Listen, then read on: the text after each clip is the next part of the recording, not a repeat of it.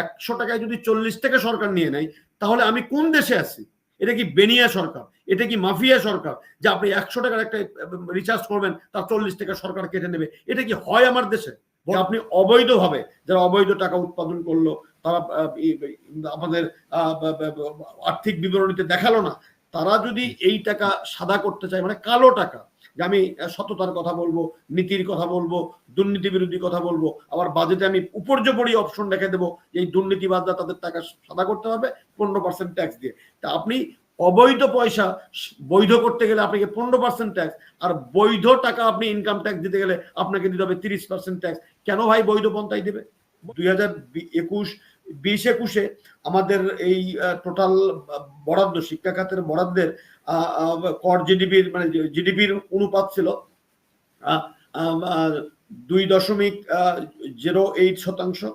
এটি 2022-23 এটা হলো আপনার 23-24 হলো না, 22-23 হলো 1.67, এবং তারপরে হলো 1.83, এবং এবার যে কমতে কমতে সেটা হয়ে গেছে 1.69। এবং এই জায়গায় সরকার বলছে যে বাংলাদেশের প্রাথমিক শিক্ষার প্রতি গুরুত্ব দেওয়া হয়েছে এবং প্রাথমিক শিক্ষাকে ডিজিটালাইজ করা হবে, প্রত্যেকটি বিদ্যালয়ে 3টি করে ডিজিটাল ক্লাসরুম তৈরি করা হবে। ভালো কথা, এবং আমাদের মাল্টিমিডিয়া ক্লাসরুম তো খুবই সুখের খবর, খুশির খবর। কিন্তু আপনি এগুলো চালানোর জন্য তো বিদ্যুতের দরকার। আপনি তো বিদ্যুতে বাজেট কমিয়ে দিয়েছেন, আপনি বিদ্যুৎ উৎপাদন করতে পারছেন না, আপনার সক্ষমতা নেই, আপনার ডলার নেই, আপনি গ্যাস কিনতে পারেন না। বিদ্যুৎ উৎপাদন করতে পারি, কিন্তু আমরা সমস্ত বিদ্যুৎ স্থাপনাগুলো তো চালাতে পারছি না, যার কারণে আমাদের কয়লার কারণে কখনো চালাতে পারি না, তারপরে ডিজেলের কারণে চালাতে পারি না, বিদ্যুতের কারণে চালাতে পারি না। তাহলে আপনি ডিজিটাল স্কুল কলেজ করবেন, কিন্তু চালাবেন কি দিয়ে? বাতাস দিয়ে চালাবেন? সেটি তো সম্ভব না, 1 নম্বর কথা। 2 নম্বর কথা, এই ডিজিটাল ল্যাব এবং ডিজিটাল ক্লাস তৈরি করার জন্য আপনি যদি ক্রয় করার যদি একটি মহা উৎসবে যান, বা ব্যয় করার যদি একটি উৎসবে যান, তাহলে আপনি যেতেই পারেন, কিন্তু এর ইম্প্যাক্টটা কি? আপনি এই প্রাইমারি শিক্ষকদেরকে কোনো প্রকারের প্রশিক্ষণ না দিয়ে, কোনো প্রকারের দক্ষতা বৃদ্ধি না করে, গ্রামীণ যে শিক্ষা প্রতিষ্ঠানগুলো আছে তাদের অনেকের স্বাস্থ্যসম্মত এখন পর্যন্ত টয়লেট বা সাক্ষ্য সমস্ত ক্লাসরুম বা সেখানে নিরবচ্ছিন্ন বিদ্যুৎ, এগুলা ল্যাবগুলাকে অত্যন্ত আধুনিক করা, এগুলো আমরা কিছুই করতে পারিনি। না করতে পারে এই যে স্বপ্ন দেখা ভালো, কিন্তু স্বপ্নের সাথে বাজেট বরাদ্দের কিন্তু মিল খুঁজে পাওয়া যাচ্ছে না। তারপরে দেখেন, আপনি একজন মানুষ ব্যাংকে টাকা রাখবে, সেই ব্যাংকে টাকা রাখলে আপনি সেখানেও আপনি তাদের রাজস্ব, আপনি ভ্যাট বা ট্যাক্স যেটাই আপনি বলেন বা শুল্ক, সেটার পরিমাণ আপনি বাড়িয়ে দিলেন। তার যদি একটু তথ্য আমি দিই আপনাকে, তাহলে দেখবেন মজার ঘটনা, যে আগে 1 লাখ থেকে 5 লাখ টাকা পর্যন্ত 150 টাকা ছিল, এখনো সে 150 টাকা কাটতে হবে। তারপরে 5 লাখ থেকে 10 লাখ টাকা পর্যন্ত সেটাও 500 টাকা, কিন্তু 10 লাখ থেকে 1 কোটি টাকা ছিল, তার পরিমাণটা ছিল, টাকার পরিমাণ ছিল 3000 টাকা, কিন্তু আপনি এটাকে 2টি স্ল্যাব করে দিলেন। 2টি স্ল্যাব করে দিয়ে কি করলেন, যে 10,000 টাকা, 10 লাখ টাকা থেকে 50 লাখ আপনাকে 3000 টাকা করলেন, এবং 50 লাখ থেকে 1 টাকা পর্যন্ত, 1 কোটি পর্যন্ত 3000-এর জায়গায় আপনি 5000 করে দিলেন। তারপরে দেখেন, আপনি 1 কোটি থেকে 5 কোটি, এটাকে আবার 2 ভাগ আপনি করা হলো। এই 2 ভাগ করে 1 কোটি থেকে 2 কোটি, এটি ছিল 15,000 টাকা, সেটা আপনি করলেন 20,000 টাকা, এবং আপনি 1 কোটি 2 কোটি থেকে 5 কোটি টাকা, যেটা ছিল 15,000, সেটাকে আপনি করলেন 20,000 টাকা, এবং 5 কোটির উপরে যেটা ছিল সেটা আপনার ছিল 40,000 টাকা, আপনি সেটাকে করলেন 50,000 টাকা। এই যে মানুষ যে একটু ব্যাংকে টাকা রাখবে, এমনি তো টাকা রাখলে তারা স্বস্তিতে নেই, যে কবে না ব্যাংক বলে যে না এত টাকা আমি ফিরে দিতে পারবো না। তাহলে এই বিনিয়োগটা যদি বা এই আমানতটা যদি ব্যাংকগুলো সংরক্ষণ করতে না পারে এই অতিরিক্ত ট্যারিফের কারণে, তাহলে কিন্তু ব্যাংকিং এর যে আমানত সংকটের যে জায়গা, সরকার থেকে ধার করে যে ব্যাংকিং কার্যক্রম পরিচালনা করা হয়, এটার সংকট কিন্তু আরো বাড়তে পারে অতিরিক্ত ট্যাক্সের জন্য। আপনাকে মজার একটা কথা বলি, যে আপনি এবার যেটা ট্যাক্স ক্যালকুলেট করার জন্য মূল্যস্ফীতি 10%, এবার কিন্তু সমস্ত শ্রেণী পেশার মানুষের একটা দাবি ছিল যে অন্তত ট্যাক্স বহির্ভূত আয়ের পরিমাণ যেন অন্তত 4.5 লাখ টাকা হয় বা 4 লাখ টাকা হয়। আপনি 10% মূল্যস্ফীতি মানে হলো যে 10% আপনার আয় কমে গেছে, বা 10% সক্ষমতা, আর্থিক সক্ষমতা আপনার কমে গেছে। তাহলে আর্থিক সক্ষমতা 10% কমলো, আপনি 10% যোগ করে তো আপনার ন্যূনতম আয়ের সীমা তো আপনি বৃদ্ধি করলেন না। এর ফলে কি মানুষের প্রতি কিন্তু আরো চাপ হবে। এবং মজার ঘটনা, যে আপনি যদি বৈধ সম্পদ যদি আপনি রাখেন, যদি এটা 30 লাখ টাকার উপরে হয় এই আয় সীমার জন্য, আপনাকে 30% ট্যাক্স দিতে হবে, যেটা আগে ছিল মাত্র 25%, তাহলে 5% এখানে বাড়িয়ে দিলেন। এবং আরেকটি ঘটনা, যে আপনি অবৈধভাবে যারা অবৈধ টাকা উৎপাদন করলো, তারা আমাদের আর্থিক বিবরণীতে দেখালো না, তারা যদি এই টাকা সাদা করতে চায়, মানে কালো টাকা, যে আমি সততার কথা বলবো, নীতির কথা বলবো, দুর্নীতি বিরোধী কথা বলবো, আবার বাজেটে আমি উপর্যপরি অপশন রেখে দেবো এই দুর্নীতিবাদরা তাদের টাকা সাদা করতে পারবে 15% ট্যাক্স দিয়ে। তা আপনি অবৈধ পয়সা বৈধ করতে গেলে আপনাকে 15% ট্যাক্স, আর বৈধ টাকা আপনি ইনকাম ট্যাক্স দিতে গেলে আপনাকে দিতে হবে 30% ট্যাক্স। কেন ভাই বৈধ পন্থায় দেবে? বৈধ পন্থা দিতে তো আগ্রহ করবে না মানুষ। তাহলে আপনি সবকিছু ট্যাক্সের পদগুলোকে সংকুচিত করে, সহজলভ্য না করে আপনি ভ্যাট চাপিয়ে দিচ্ছেন একের পর এক। ভ্যাটের ইম্প্যাক্ট তো সরাসরি ভোক্তা পর্যায়ে, এই ভোক্তারা কতবার ট্যাক্স দেবে আপনাকে, এটি কিন্তু একটা মাথায় রাখতে হবে আমাদেরকে। আরেকটি দেখেন, আরেকটা ছোট কথা বলি, যে আমরা গতবারের বাজেটে বলেছিলাম made in Bangladesh. Made in Bangladesh মানে হলো যে বাংলাদেশে উৎপাদিত পণ্য কিছু ট্যাক্স সুবিধা পাবে আমরা যেগুলো আমদানি করি তার চেয়ে।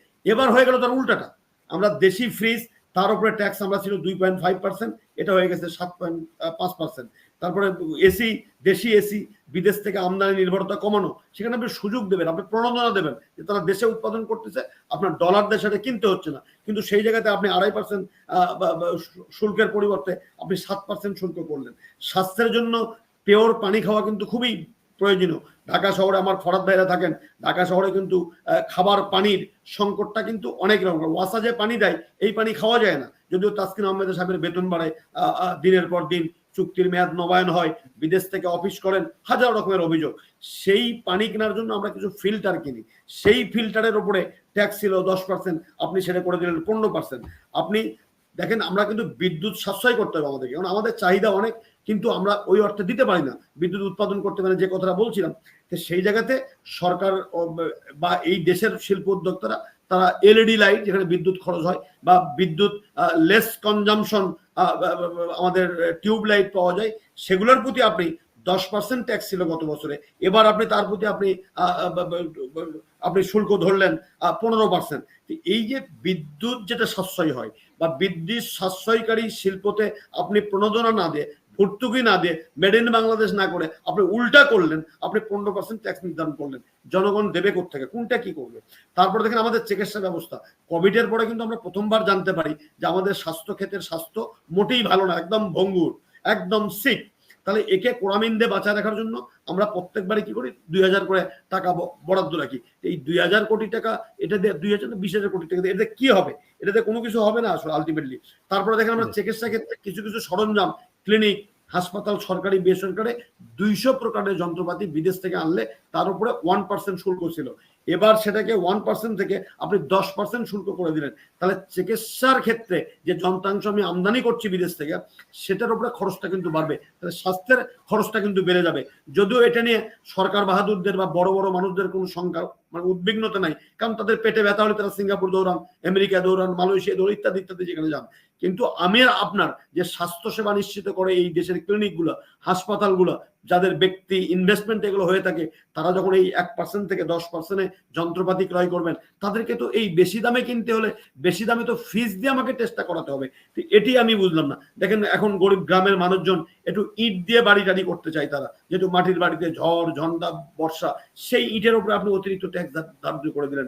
আপনি বললেন যে আপনি জ্বালানি সাশ্রয় গাড়ি আপনি ইউজ করবেন, তো আমরা হাইব্রিড গাড়ি জাপান থেকে নিয়ে আসলাম, সেই হাইব্রিড গাড়িতে সিনথেটিক লুব্রিকেন্ট ব্যবহার করতে হয়, আপনি সেই সিনথেটিক লুব্রিকেন্টের উপরে আপনি অতিরিক্ত ট্যাক্স ধার্য করলেন। তা আপনি যেখানে যেখানে যেখানে যেখানে বসানো যায়, বা যেখানে যেখানে পরিবেশ বান্ধব যে সমস্ত কর্মসূচি আমরা নিয়েছিলাম, শুধুমাত্র IMF এর এই ট্যাক্স জিডিপি রেট 5% উন্নীত হওয়ার জন্য আপনি প্রত্যেকটা ক্ষেত্রে বেছে বেছে আপনি এই ভ্যাট এবং ট্যাক্সকে আরোপ করলেন, এটি জনদুর্ভোগকে কিন্তু বৃদ্ধি করবে।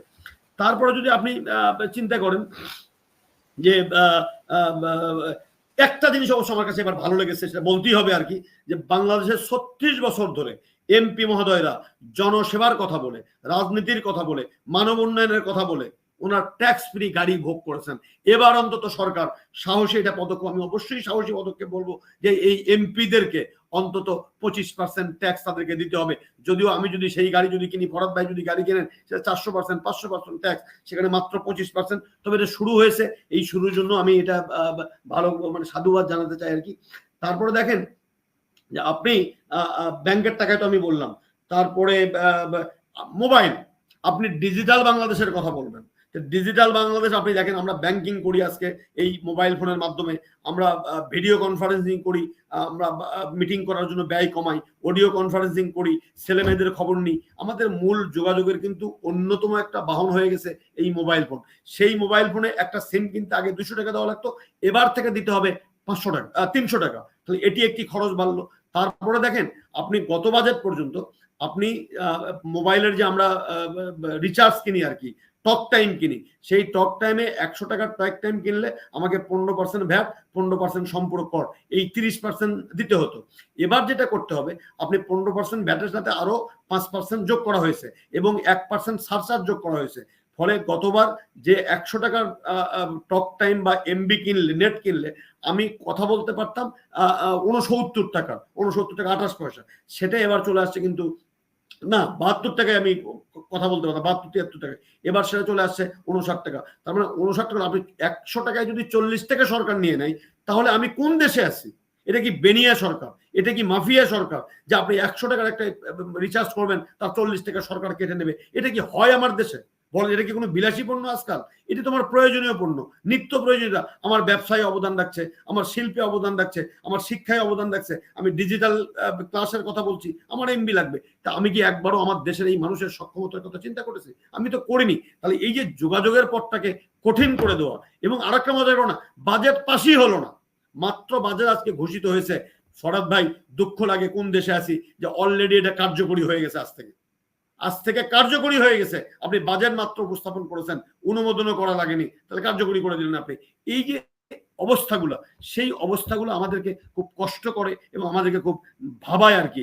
তারপরে দেখেন আমাদের বাজেট ঘাটতির যে, আমাদের কিন্তু ঘাটতি বাজেট, এবং সেই ঘাটতির পরিমাণ কিন্তু 2,56,000 কোটি টাকা, 2,56,000 টাকা।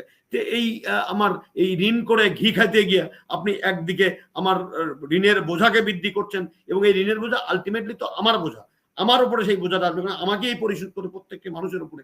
এরকম একটি মানে গ্রহণযোগ্য, অবাস্তবায়নযোগ্য এটি হওয়া সম্ভব। আর কিছু কথা বলছি আমরা, দেখেন এই যে বাজেট 2,56,000 কোটি টাকা যে বাজেট, যে ঘাটতি বাজেট, এই বাজেটের মধ্যে থেকে সরকার দেশীয় ব্যাংক থেকে ঋণ করবে হলো 1,32,395 কোটি টাকা। এখন এটা যদি দেশীয় ব্যাংক থেকে যদি করে, দুটি কাজ হবে। একটি হলো বাংলাদেশের ব্যাংক থেকে লোন নিলে এর সুদ হার অনেক বেশি, তাহলে সরকারের ব্যয়টা বৃদ্ধি পাবে, সুদ বাবদ সরকারকে অনেক টাকা ব্যয় করতে হবে। 2 নম্বর যে ঘটনাটা ঘটবে, আজকে বিসিসিআইও বলেছে, আমি ওটা বলি বিজনেসের মানুষ হিসেবে, যে বাংলাদেশ ব্যাংক, বাংলাদেশের লোকাল ব্যাংকগুলো যদি, শেষ করছি, ডোমেস্টিক ব্যাংকগুলো যদি আজকে সরকার লোন নেয় এই 1,56,000 কোটি টাকা, তাহলে এই বাংলাদেশ ব্যাংক শিল্প উদ্যোক্তাদেরকে বা নতুন নতুন বিনিয়োগকারীদেরকে লোন দেওয়ার সক্ষমতা কিন্তু হারিয়ে ফেলবে। এতে করে কর্মসংস্থান হবে না এবং শিল্প বিকশিত হবে না, এবং দিন শেষে কিন্তু অর্থনীতির উপরে একটা বেকারত্বের বা অনুৎপাদনশীলতা একটা চাপ বৃদ্ধি পাবে। এই মোটা দাগে আমার বাজেটের উপরে আলোচনা।